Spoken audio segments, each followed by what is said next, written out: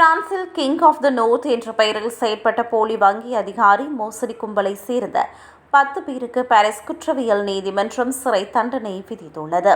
இவர்களுக்கு 10 மாதங்கள் முதல் 6 ஆண்டுகள் வரை சிறை தண்டனை விதிக்கப்பட்டுள்ளது. 2023 முதல் 2024 ஆண்டு வரை நடைபெற்ற இந்த மோசடியால் 102 பாதிக்கப்பட்டவர்கள் மொத்தம் 7 லட்சம் யூரோக்களும் அதிகமான தொகையை இழந்துள்ளனர்.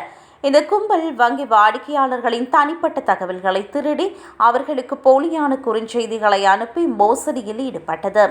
முதியவர்கள் உள்ளிட்ட பாதிக்கப்பட்டவர்களை போலி வங்கி அதிகாரிகள் போல அழைத்து அவர்களை ஏமாற்றி அவர்களது வங்கி அட்டைகளை திருடியுள்ளனர். இந்த கும்பல் திருடப்பட்ட வங்கி அட்டைகளை பயன்படுத்தி ஆடம்பர பொருட்களை வாங்கியும் பணத்தை எடுத்தும் மோசடி செய்துள்ளது.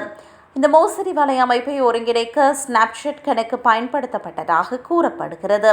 திருடப்பட்ட பொருட்கள் பாரிஸ் கடை வீதிகளில் விற்று அந்த பணத்தை ஆன்லைன் வங்கி கணக்குகள் மூலம் பிரித்து கொண்டுள்ளனர். வழக்கின் விசாரணை 10 நாட்கள் நடைபெற்றது. மொத்தம் 12 பேர் மீது குற்றம் சுமத்தப்பட்ட நிலையில் 2 நீதிமன்றத்தில் முன்னிலையாகினர். மொத்தம் 12 பேர் மீது குற்றம் சுமத்தப்பட்ட நிலையில் 2 நீதிமன்றத்தால் விடுவிக்கப்பட்டனர். வழக்கின் சான்றுகள் மிகவும் பலவீனமாக இருந்ததால் தங்களது தரப்பு வெற்றி பெற்றுள்ளதாக வழக்கறிஞர் தெரிவித்துள்ளார். குற்றவாளிகள் அனைவரும் 20 முதல் 33 வயதுக்கு உட்பட்டவர்கள் ஆவர்.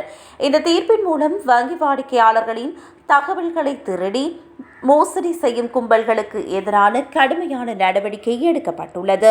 இந்த மோசடியில் ஈடுபட்டவர்கள் திருடப்பட்ட அட்டைகளை கொண்டு வாங்கிய ஆடம்பர பைகள் மற்றும் ஆடைகளை விற்று பணமாக்கியுள்ளனர் என்று நீதிமன்றில் தெரிவிக்கப்பட்டுள்ளது.